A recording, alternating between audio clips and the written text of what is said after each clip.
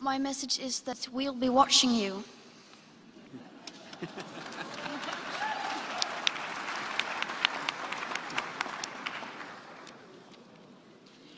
This is all wrong. I shouldn't be up here.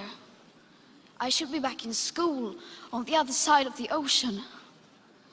Yet you all come to us young people for hope. How dare you?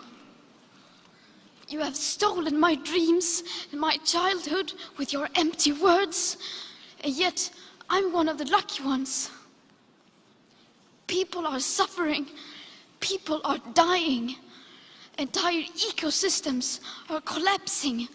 We are in the beginning of a mass extinction, and all you can talk about is money and fairy tales of eternal economic growth.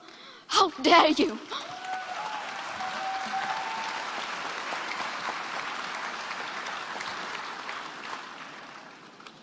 For more than 30 years, the science has been crystal clear.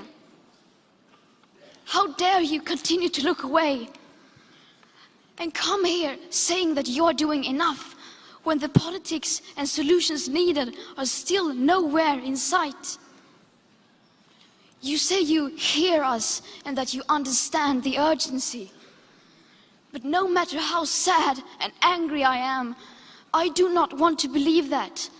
Because if you really understood the situation and still kept on failing to act, then you would be evil, and that I refuse to believe.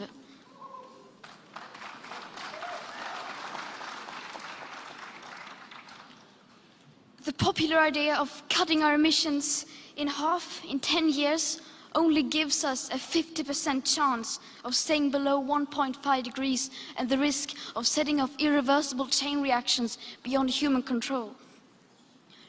50% may be acceptable to you, but those numbers do not include tipping points, most feedback loops, additional warming hidden by toxic air pollution, or the aspects of equity and climate justice.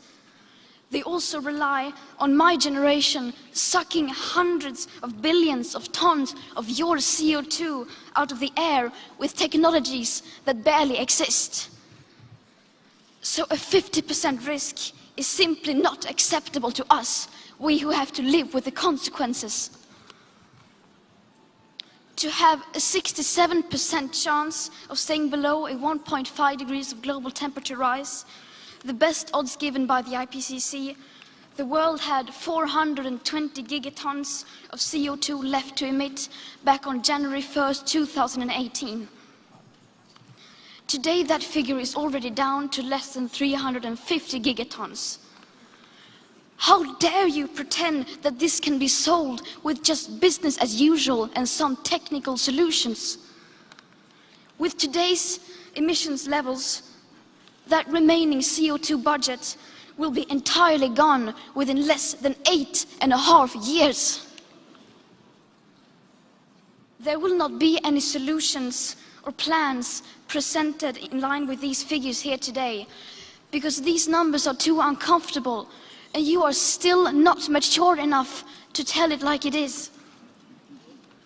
You are failing us. But the young people are starting to understand your betrayal. The eyes of all future generations are upon you. And if you choose to fail us, I say we will never forgive you.